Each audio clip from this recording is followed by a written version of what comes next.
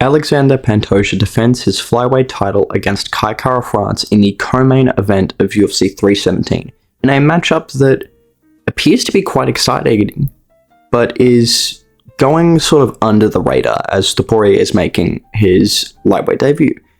I think this is a really, really interesting matchup for a few reasons, right? One is Pantoja has consistently shown an improvement in his ability to control, but also be more measured and calculated on the feet. He really just walked through Kai Asakura with complete ease, and he's been, improving on his title run at the age of 35. That's an extremely impressive thing to do. While Kai does present the knockout power and some very interesting tricks in the grappling that I do think can work in his favor. But this is going to be a pretty damn solid fight. So I have more talking points about Kai Kara-France than Pantoja, so let's get into it. With Kara-France, he's really interesting in the sense that he comes from city kickboxing and he's billed as a power puncher. The thing is, he only has about 3 or so knockouts in the UFC. I think for flyweight, his power is really good, but nowhere near enough to knock out Pantoja. I think he is capable of stunning Pantoja, maybe even, dropping him. But the only person to drop Pantoja is Deiveson Figueiredo with some massive, massive punches. And I believe that the only reason that happened was because if you look in those exchanges, about 10 seconds before, Figueiredo had landed about 5 clean elbows to the dome of Pantoja, and that's gonna throw you off really, really badly. Figueiredo threw with such intent, with so many different strikes. I think those elbows had a really, really big effect on Pantoja getting dropped. And I don't see, Kara-France drilling him with elbows. He doesn't have the sort of frame advantage that you need to perform that kind of technique. You usually see longer, rangier fighters use that kind of stuff, like Moreno, Urseg. They use those elbows against him very well. I don't think that's going to be the case. I don't think they're going to be in a position where they draw Pantoja in exchanges. I think Kai is going to be the one moving forward, and he's going to be primarily attacking with punches. So he's billed as a power puncher, but he doesn't really have that kind of a lights out power that I think you need to put away Pantoja. And he isn't that sort of technical savant on the feet. I've seen him outstriked several times. I've seen Moreno piece him up on the feet. I've seen Royval have a lot of success on the feet. And I'm just not convinced that he's that kind of guy to slowly, methodically pick someone apart on the feet. Like someone like Urseg could kind of do to Pantoja, where Pantoja will just walk forward like a punching bag. I don't think that's going to kind of work for Kai. I think Kai works a lot better as an anti-grappler. He's really, really good at defending takedowns and defending jiu-jitsu positions. I've never seen someone so effectively defend someone on their back for such an amount of time. He's very calm, he's very cool, he's very collected. He's very good at working through that body triangle. He's very good at getting a baseball grip on the arms and making sure that, he doesn't get his neck snatched while someone's on his back. The thing is, his ability to sort of break away from those positions is kind of here and there. And Pantoja is incredibly crafty when it comes to techniques on the ground.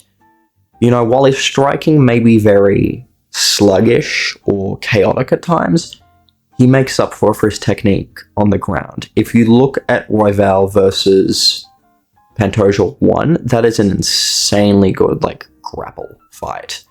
And against Kai Asakura, he had so many tricks in the bag. Asakura was doing some really, really good stuff. He was doing some really good fundamental defensive grappling techniques, but Pantoja just had an answer for everything. And I think, when someone's good defensively, you really need to mix up your attacks, and I think Pantoja can do that on the ground very, very well. I don't entirely see Pantoja submitting him.